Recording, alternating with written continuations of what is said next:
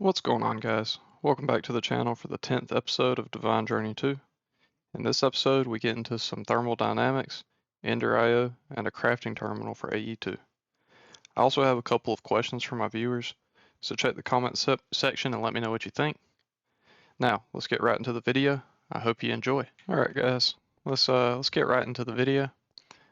First thing that I want to cover is I did do some mining off camera in between episodes. Most of that is still processing through here. You can see there's quite a bit of iron and some other various resources. So that's going to help us get started. Hopefully by the next episode we'll be getting into some automatic ore generation through the RF Tools Builder. If we take a look in the quest book here, we're going to start on chapter 10 today. But right here on chapter 11, right down here, you can see, where's that? Right here, the first quarry. This is the RF Tools Builder, so hopefully we should be able to get into that by the next episode, and that'll help us move forward with automation a little bit more. In today's episode, we're going to get into a few different things. So I'm going to grab my clipboard out here, and we actually do need to check these two things off from the last episode. And we're going to add item conduits as our first task. Then we also need to finish the mob farm. And the reason I say that is because we need the item conduits to pipe into the drawer system with the priority settings. So we're going to finish the mob farm, and then we're also going to try to get into a crafting terminal, as well as some automation in the new section of base. Automation, we'll just leave it as automation. And then I also need to finish the thermo power gen on the roof. But I don't know if I'm going to do that in this episode. I may even do that in between. So hey, that's pretty nice. You can actually see everything on the list from your holding the clipboard in your hand. So right over here is a little section of the base that I added in between episodes. And these two little circles, or squares I guess, are going to be for our drawer system for more advanced automations. So we're hopefully going to get into some of that today. But let's hop right into this with trying to craft some items to get to the item conduits. Alright, so we are going to need to refill our smeltery real quick. Okay, that's all the lava that I have at the moment. And we're going to throw some more cobblestone in here and get that process down into seared bricks, just like we did early on in the series. Alright, we're back in the base now. I got 2 stacks of seared brick from the 2 stacks of cobblestone, and we actually need this to be able to make our machine frame, so I went ahead and just made up a bunch so that we won't be running out anytime soon. But let's see if we can go ahead and craft one of these. First we need a steel block, then we need a machine frame, then we need a few tin gears. I'm just going to do a full stack down. With those ingredients we can craft our first machine frame. This machine frame unlocks a variety of different machines for us. The first one we're going to craft is the induction smelter. For that we're going to need some Invar gears and some copper gears, as well as a gold gear and some tin plates, and craft a redstone reception coil and an induction smelter. I'm also going to go ahead and batch craft a stack of steel rods and a stack of steel plates. Now we need a couple more machine frames, a redstone reception coil, some iron plates as well, 2 buckets, and a fluid transposer. Then we need to craft each of the thermal dusts. So we got the pyrotheum, we got the cryotheum, we got the aerotheum, which needs blitz. Let's see, do we have blitz? We do. Okay, so we'll craft that down into there, throw it in there, and then we can craft our aerotheum. And then finally we need the basalts, which is there. Craft that down, throw it in here, and that gives us the petrotheum. Then we need another redstone reception coil and a magma crucible. Now over here on our power line, we're going to extend this up, put the fluid transposer on the bottom with the magma crucible on top. Then we can come in here to the configuration tab, and we're going to set output on this magma crucible to the bottom and input for the fluid transposer on the top. Inside of the magma crucible, we're going to throw in a couple of cryotheum dust and then a couple of cinnabar into the fluid transposer. That gives us 8 cinnabar. Now we're going to claim our augment for metallurgic recovery. Then we can throw our induction smelter down on the power line, remove that input, or remove the configuration because we're going to put the items in here manually for now. We're going to give it the metallurgic recovery module, and then we're going to throw cinnabar in with some nickel. As you can see, that triples our nickel and then also gives us a 100% chance for platinum. And now you'll notice that we put 8 cinnabar in and we still have 1 left in here. That's because this metallurgic recovery augment provides a chance to not consume metallurgic flux. So I'm actually going to go ahead and throw 1 more nickel in here and get that processed. Now I need to throw some lead in here to get some lead dust. This is the crusher, by the way. Then inside of my induction smelter, I need to throw in 8 pulverized obsidian and 2 lead dust. That gives me 4 hardened glass. Now I need to make a few more steel casings so that I can make more machine frames. So we can make the machine blocks with those steel casings, and then the machine frames from there, and then I need a couple platinum gears. So I'll just throw some platinum right here. With that, I can make my first device frame. That device frame actually gives us 8 platinum as a reward, so we'll go ahead and claim that. Now I need a couple of nickel gears and Constantan gears, along with another redstone reception coil to craft our fractionating steel. Then I need another redstone reception coil and another magma crucible. Then I can throw my fractionating steel down with the magma crucible on top and configure the outputs and inputs of these. Inside of our magma crucible, we're going to want to throw some bitumen. That's going to process into crude oil, and then our fractionating steel is going to process it into tar. All right, we have a little bit of tar in here. I did take the rest of the bitumen out because I did want to point out that in the fractionating steel, another recipe is liquefacted coal. And as it stands right now, I have a lot more coal than I have bitumen, so we're going to use that recipe instead. And to make that, you just put pulverized coal into the magma crucible instead. Now that I have a little bit of tar, I can throw that into the induction smelter with some bitumen. That gives me 8 dark ingots, and I'm going to go ahead and fill this back up. And while I was waiting on that to process, this right here, I moved over a block and put a crate just so it didn't connect with the other chest, because next to this fractionating steel, we're going to need another one. So when I set this one to input and this one to output, the byproduct, the naphtha that was made from the tar, is going over here into this one and getting processed down into refined fuel and sulfur. Now that we have 1,000 millibuckets of refined fuel in here, we should be able to pull that out just by right clicking with a bucket. Then we can craft that with our dark ingots to get energized dark ingots. Then inside of our arc furnace, we can throw our energized dark ingots with some steel and some refined obsidian, just like that. That's going to give us 4 dark steel. Then we're going to throw some energized dark ingots into the crusher. That gives us 4 energized dark dust. With that, we can craft ourselves some conduit binder finally. That conduit binder is going to need to be smelted down. And we're going to throw some iron into the induction smelter with some ender pearls. That gives us 3 pulsating iron ingots. When we pair that with our processed conduit binder, we can get some item conduits. Now we're back down at the mob farm we built in the last episode. We're going to take our item conduits like this, and we also need a trash can, so let me go craft that real quick. Then I'm going to put the trash can down connected to the conduits as well, and I'm going to start filtering all of this into the drawers. Alright, I now have all the drawers filtered. There's still a few items in here, but none of that stuff we're going to need from the mob farm, so we're going to let that stuff get trashed. Then what we're going to do is go to the side on the trash can. We're going to set this at a priority of -5. Check insert and then uncheck extract.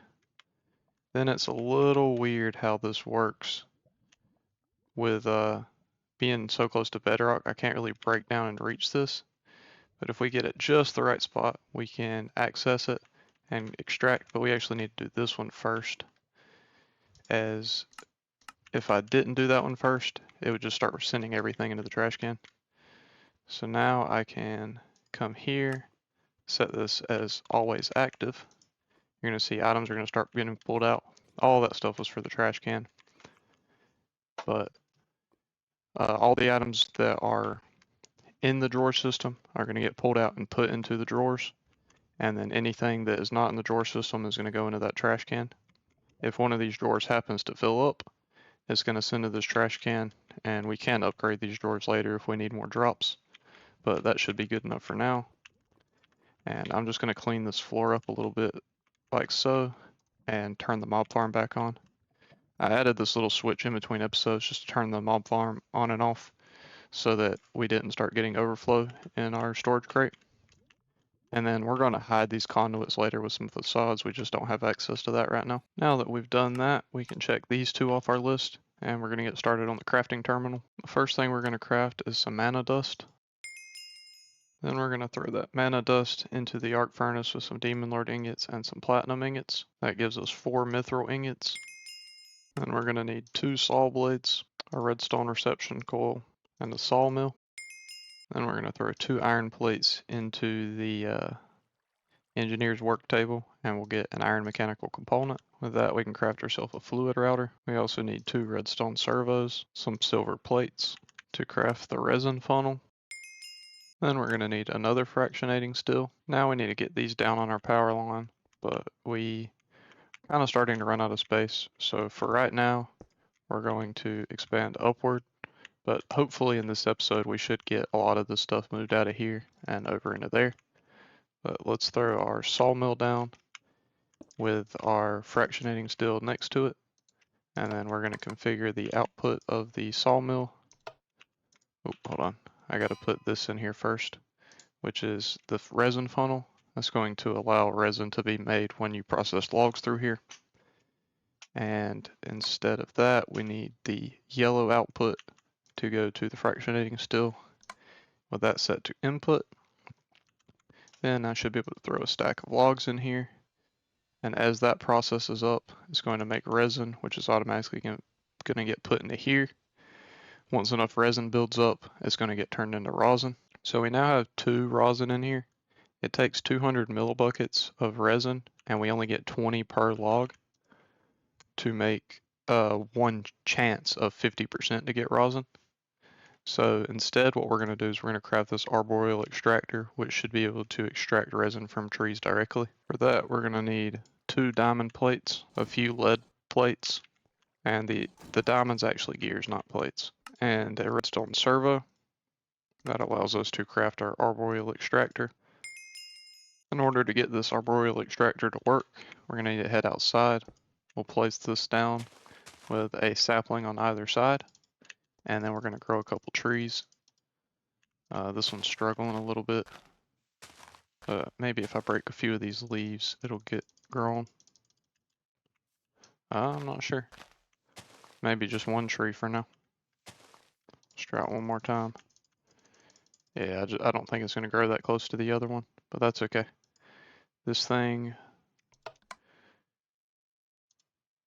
extracts fluids from adjacent trees, use fertilizer to boost production. Not every tree will be productive. Okay, so you can see there's a little bit of resin in here. It's very slow, but if we just let this sit out here, we can come out later and grab a tank and get the resin out that way. Alright, after about a stack and a half of logs being processed through the sawmill, we have enough rosin to complete the quest. Alright, the rosin that we need is actually used to make coated clathrite. But in order to do this, we need resonant clathrite. And to get resonant clathrite, we're going to need to have to go to the inn. So let's take a little pause from what we're doing right now and see if we can't go fight the Ender Dragon. All right, the first thing we're going to need to do to fight the Ender Dragon is get a new set of armor, because currently the armor that I have is almost broken. So we're just going to trash this, and we're going to make up a full new set of emerald armor. So we need the boots, the pants, the chest plate, and the helmet. Then we need to get ourselves some Eyes of Ender, which can only be made from alloying ender pearls with blaze powder, so we'll just do that in the induction smelter. Then I'm going to go ahead and craft myself up some glass bottles so we can get Dragon's Breath. Alright, we got our armor, we got our weapons, we got our Eyes of Ender, our glass bottles, and then a bucket of water in case things get crazy, and also plenty of blocks in our dank null. So we should be good to set out and find this thing.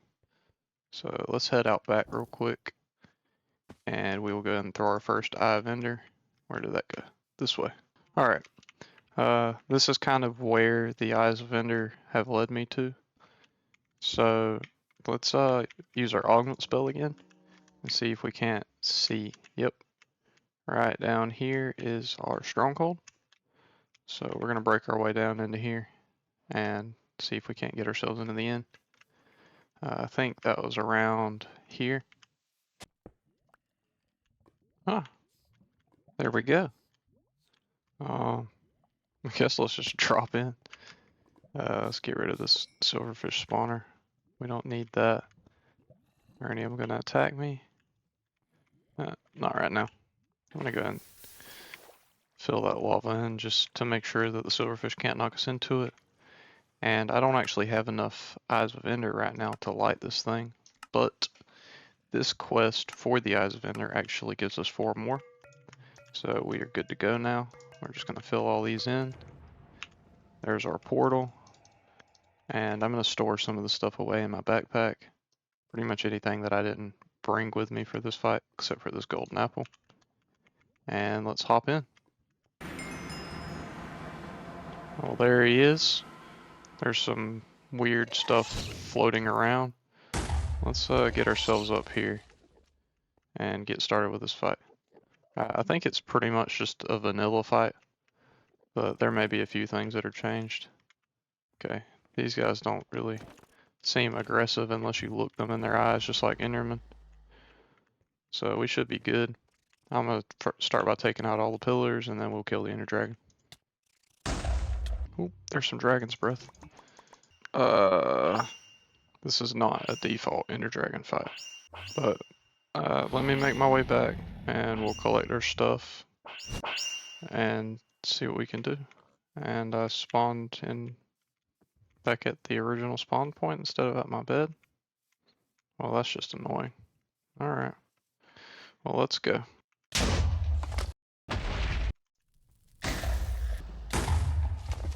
Okay. I think the rest of the crystals are down. This Ender Dragon is rather annoying. It seems like he wants to attack me way more than he does in vanilla, which typically ends up sending me flying. And then I take a lot of fall damage if I can't get to my Sky Soarer spell in time. But hopefully we should be good now. I'm actually gonna go and pop my golden apple. Come on. Let me finish it in this phase. No, he flew away. Come on. Sure it can hit. Nope, not that time. Sure it can hit. Not that time. Come on, one more. Dang. Sucker is being a menace. And there's a baby Enderman after me. I don't know what that's all about, but aye, please, thank you. Let me collect that stuff out of there before. And I'm gonna block this off so I can get the dragon heart. Oh, that didn't help. Okay, now block it off so I can get the dragon heart.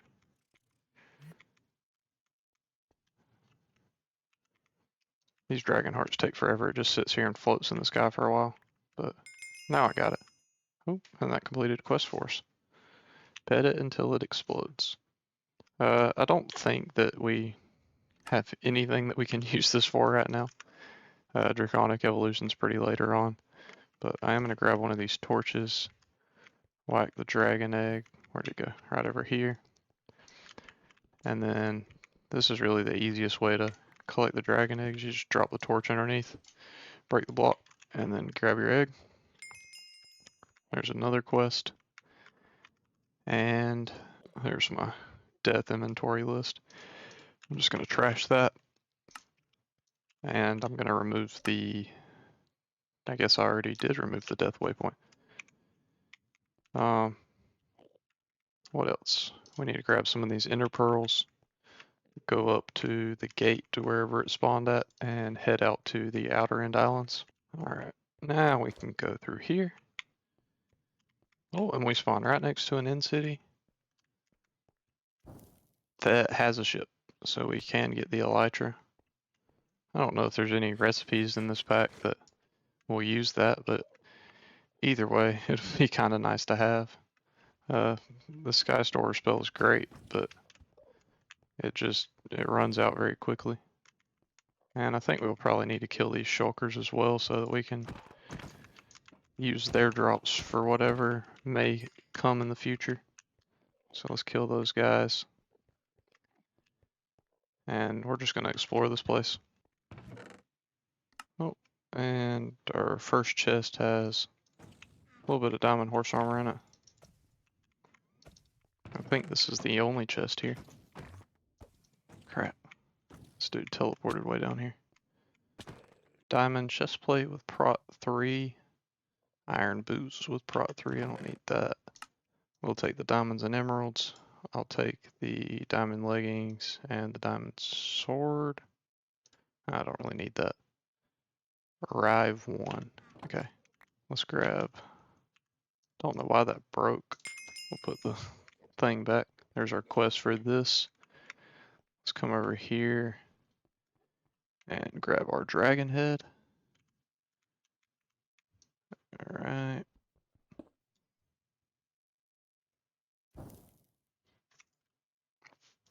Or we can just lose the dragon head to the void. I'd love to see it. But don't think that dragon head is used for anything. Hopefully. If it is used for some stuff.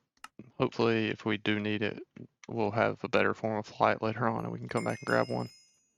But let's grab our resonant clathrite that we've been needing. And we'll also get a chorus flower while we're here, and a little bit of chorus fruit. And we'll vein mine up some of this end stone just to have it. Need a little more inventory space to hold that.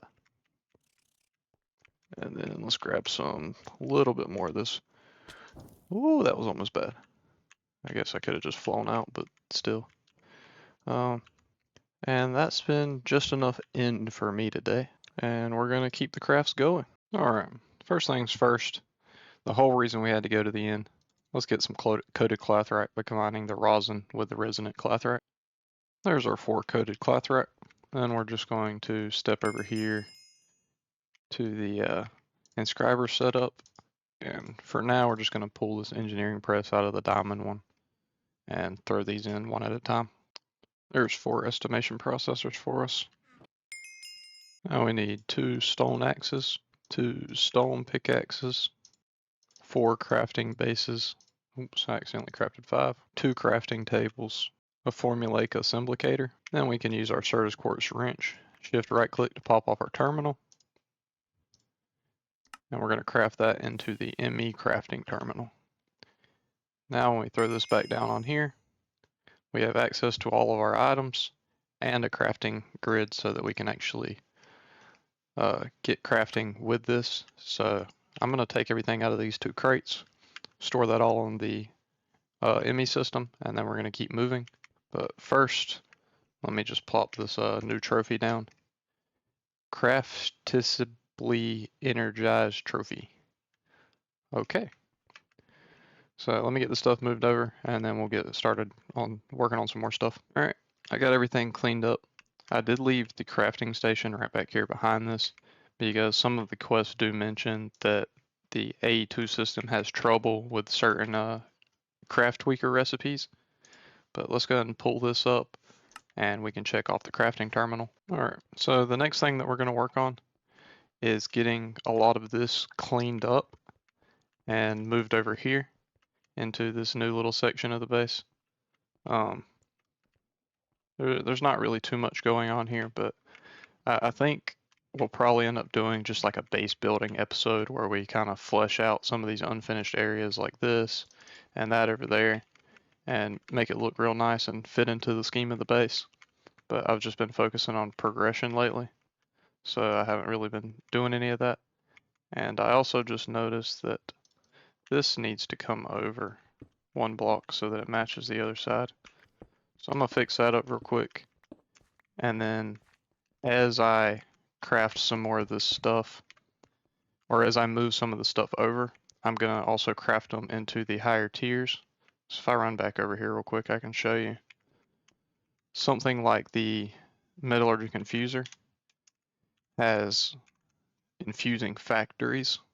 So it's basic, advanced, and elite right now. And the way that this works is just like a regular metallurgic infuser, except it would have 3 slots. And the same goes for the rest of the things. I think it'd be changed to smelting factory. And pretty simple recipes, but we're gonna get started working on some of this stuff.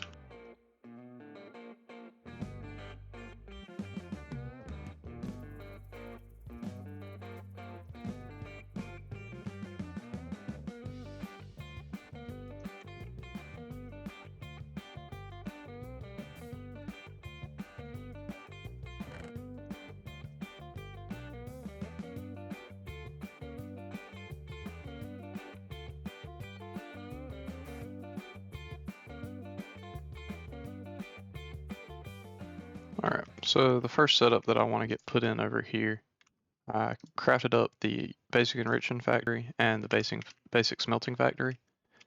And this is going to be our ore doubling setup that we're going to put over here.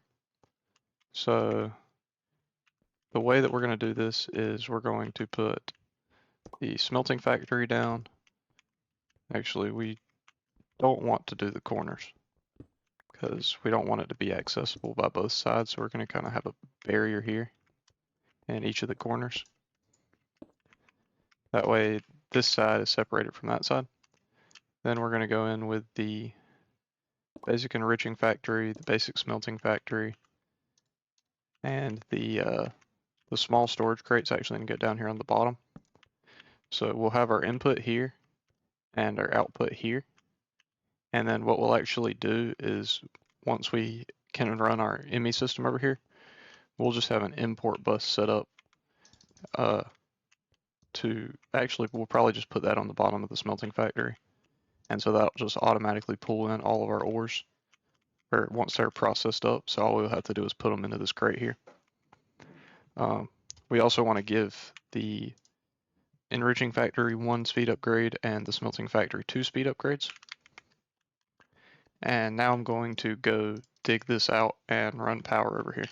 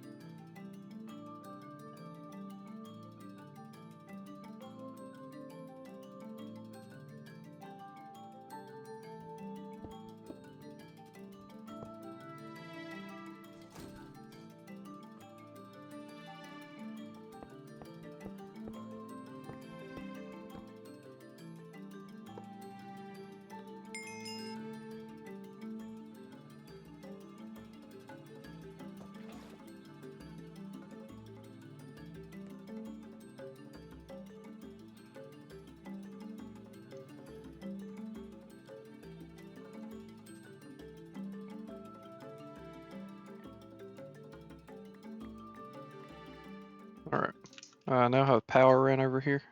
So we're going to place this HV capacitor down. And then this is going to need to be configured because this is the second one from up there. I just decided we didn't really need it. So I just grabbed that. These are going to have no connection. And then the bottom's going to be input. And then if we fly back up, the top is going to be output. Right, yep, Okay. Bottom's input, top's output. Let's kill the zombie real quick. And then we're going to use energy conduits, since these can be in the same block as the item conduits. So basically, oops, didn't mean to place that one there. The way that this is going to work is we're going to have the energy conduits run to wherever we need them run to. And we don't need this inserting back into there. I don't think it even can, but we're going to remove that option. And then on our item conduit here, we're going to have extract always active. And then this one's going to insert on the green channel. And we actually don't need an item conduit on this bottom one. So it's going to extract always active and then insert into here. And then this one is going to accept an input from the back and output to the bottom with auto eject on.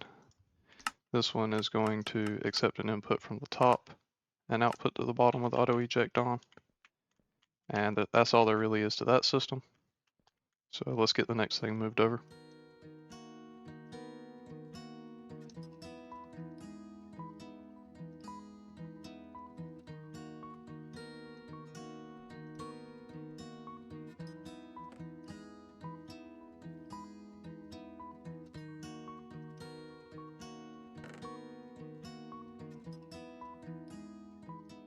Alright, so our next setup is going to be the steel setup. We're going to go with a crate here, and then the two infusing factories are going to be side by side next to this crate. Our enriching factory is going to be just to the right of that crate, and then our smelting factory is going to be here. And then for right now, we're going to put the output crate here, but this output crate will probably eventually be removed once this steel is fully automated, or potentially even replaced with a drawer. I'm not too sure yet. Honestly, we probably will replace it with a drawer, so I'm actually going to go ahead and go make one of those real quick. Alright, drawers in, and basically what we're going to have this do is out here in the back, we're going to hook up our item conduits here, here, and here. And this actually can be disconnected in the middle. Maybe I can do this with a Certus wrench. I cannot. I know I can do it with a crescent hammer. So we'll disconnect that there. And then what we're going to want to have happen is the items are going to get pulled out of here and put into here from the back. So we'll set that one as input, and then we will have it automatically output to the top without eject. And so we're actually going to need to be able to get an item conduit up here as well. But we'll get, if I can get in a position where I can see it, we'll get the item conduit up there. And so that's going to output out the top. Then both of these infusing factories are, one of them's going to accept a regular input from the back, and it's going to accept infuse from the top. And this one is actually going to output out the top and the back. Then this one is going to accept infuse from the back and input from the right. This one's going to output to the left. So it's going to output into here. And then this one is going to output out the bottom with eject on. All of these need eject on. And then the smelting factory is going to accept input from the top and output to the right automatically. And so then what we need to do is we need to configure these conduits. So this one is going to be on insert. This one, no, not insert. It's going to be on extract. Always active. And then that's going to be on the brown channel, as well as the back of this one is going to need insert on the brown channel. Then we're also going to have this one, or we're going to have it extracting out of the crate, and it's going to be inserting into the back of here, into the back of the enrichment chamber on the green channel. And no extract on that one. And then this one is also going to be inserting into the back on the green channel. I know that got a little complicated, and I may cut that down a little bit, but basically what happens is you drop your items, both your coal and your iron, into this crate here. The coal is going to get pulled out and put into the enrichment chamber. The enrichment chamber is going to turn that into compressed carbon, which is going to go down into the infusing factory and then out the top into this other infusing factory into the infusing slots. Then the iron is going to get pulled out of the crate and put into this infusing factory in through the back. It's going to get auto exported into this one once it becomes enriched iron, and that's going to turn it to steel blend. Then the steel blend is going to go into this one and get automatically exported into this drawer. So hopefully I can go ahead and show you how this works. I just need to hook power up to these real quick. So that one needs power, that one needs power, that one needs power, and that one needs power. And I can actually remove that conduit now, just to save as much as I can. And I should be able to just throw all of this into this crate here. You'll see the iron is automatically going to start filling in here. And we do want the split on so that we make sure we're getting as much efficiency as possible. And once that finishes filling up this with iron, it's going to take a minute, which I'm actually going to expedite the process a little bit by throwing this compressed carbon into both of these, just because I had extra and I don't want it going to waste. You can see the coal is now being pulled out since the iron filled up, and it's being put into here. And then once that gets done, it sends it into each of these. And then once those finish processing through here, it's going to go into the smelting factory. And then give it just a couple more seconds. The smelting factory is going to send steel into here, or it should. Oh, forgot to turn eject on. And there we go. We have steel in here now. Oh, and a zombie after us. Take that guy out real quick. And then now that we have steel in here, we should be able to grab our key and lock this drawer. So steel is the only thing that'll ever be in here.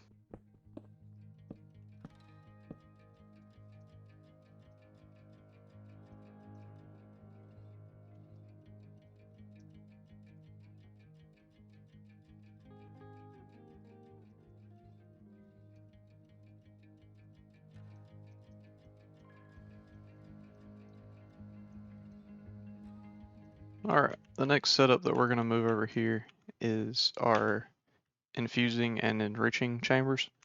Over there I had 3 setups in one, so I went ahead and crafted up enough stuff to make all 3 setups now. And we're going to go enrichment chambers right here under the crates, and then infusing factories under that. And then we're going to need our item conduits. Actually, I need a few more. Let me craft those real quick.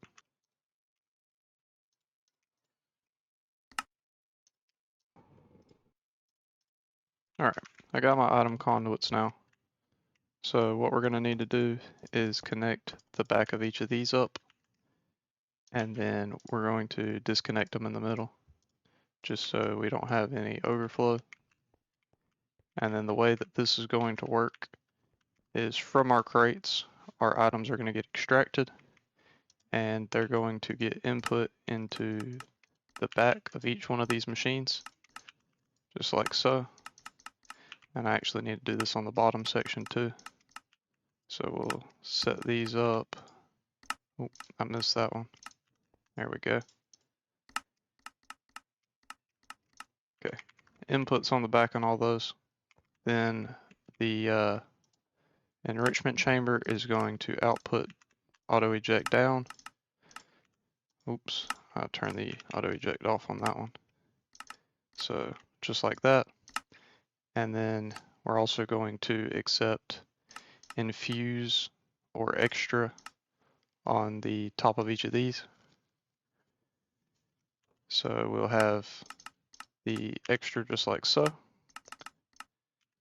And then this way I have it set up so that I can use one for redstone infusing, one for diamond infusing, and then one for refined obsidian infusing. So all I'll have to do is say I wanted to craft up a stack of basic alloy. I would throw a stack of redstone and a stack of iron in here, and that would become a stack of basic alloy in the bottom. These do also need to be on auto sort.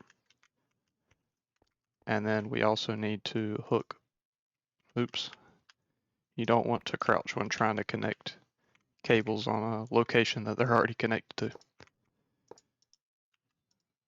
Oh. I'm not sure, because this should accept input from the back, so I'm not sure why my item conduits aren't connecting here. It looks like it is now, it just needed an update, I guess.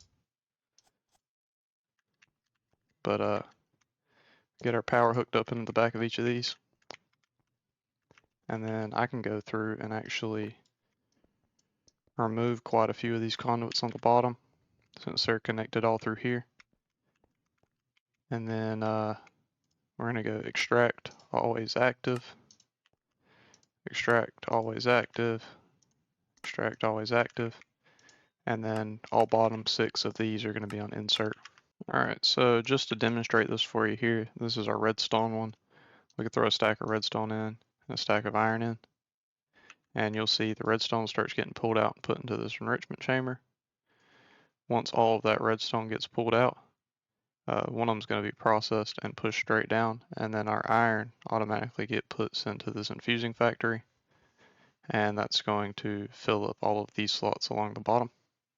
Alright, now that this side's almost completed, we're going to wrap around to one of these other sides to work with some of these thermal machines.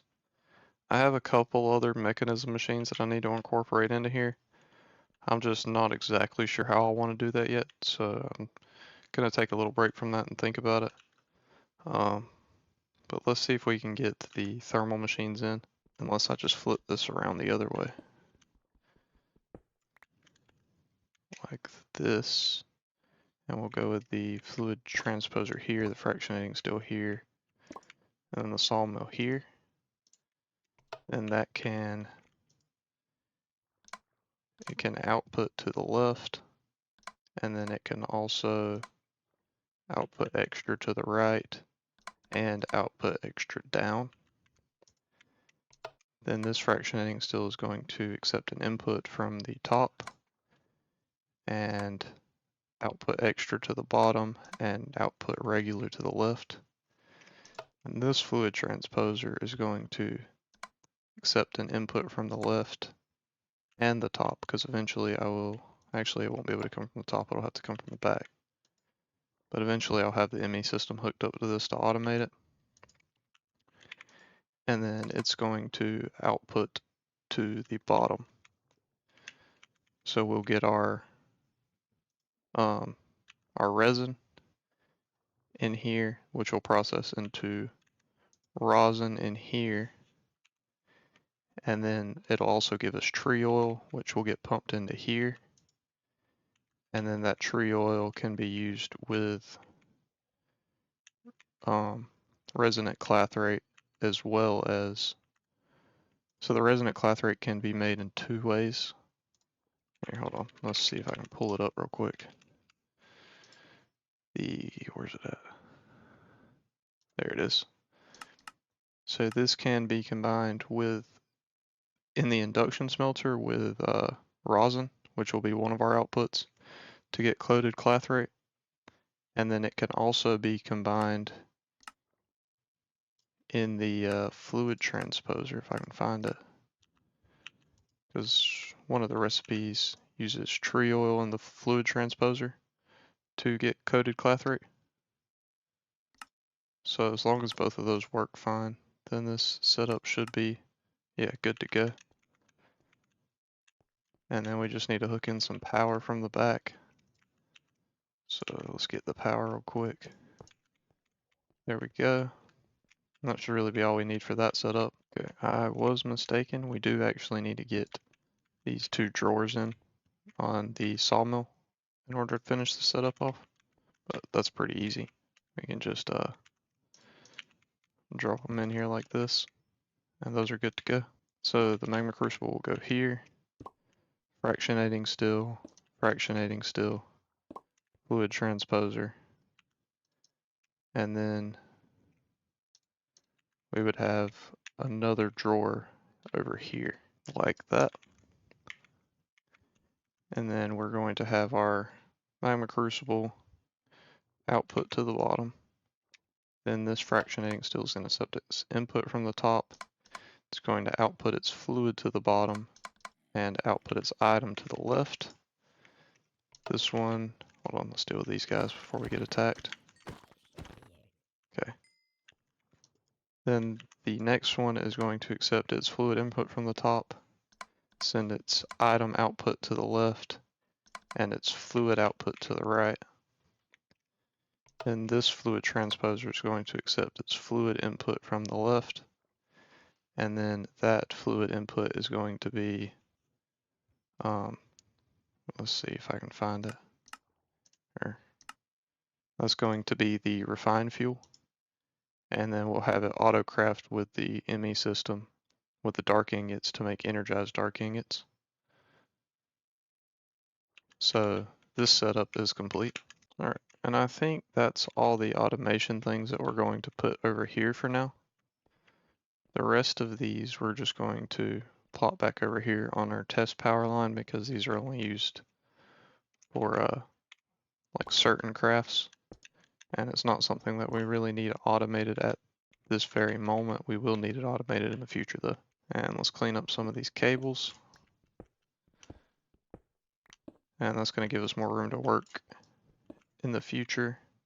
I'm going to clean this one up too. And then I'll actually have it just extend out like that. And we will probably get this moved over there at some point too. But I think it's fine right there for now. Alright. I did do one final factory upgrade for this crusher. Just because even though this is only used occasionally and not something that we need automated at the moment, we do still use it quite a bit. So now we should be able to get these processes done a lot quicker. And we're going to work into a little bit more Ender IO before we call it for this episode.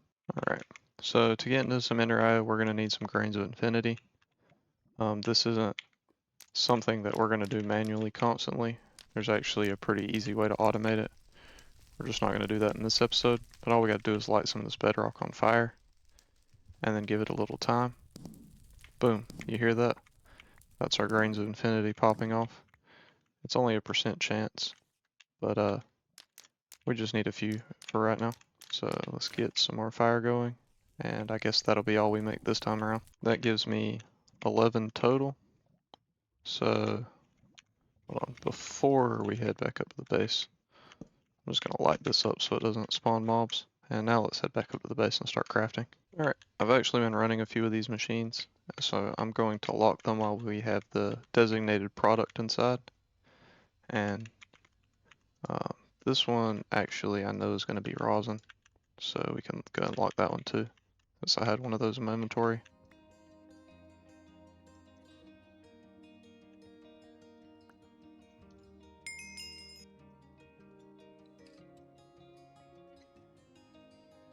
Alright, now fingers crossed, we should hopefully have all of the materials needed to craft the simple alloy smelter. Now we can throw our alloy smelter down on the power line. That's going to start filling up. So we're going to need some organic green dye, which is going to be 2 cactus per, 1 slime ball per, and 2 coal per, or pulverized coal per. There's my organic green dye. I also need some organic black dye, which is made with pulverized coal, slime balls, and coal. And if I mix those with a little bit of crushed lapis and nether quartz, we can get some industrial dye blend. Then I can craft my industrial machine chassis. That quest gives me 8 extra dark steel, so we'll go ahead and claim that.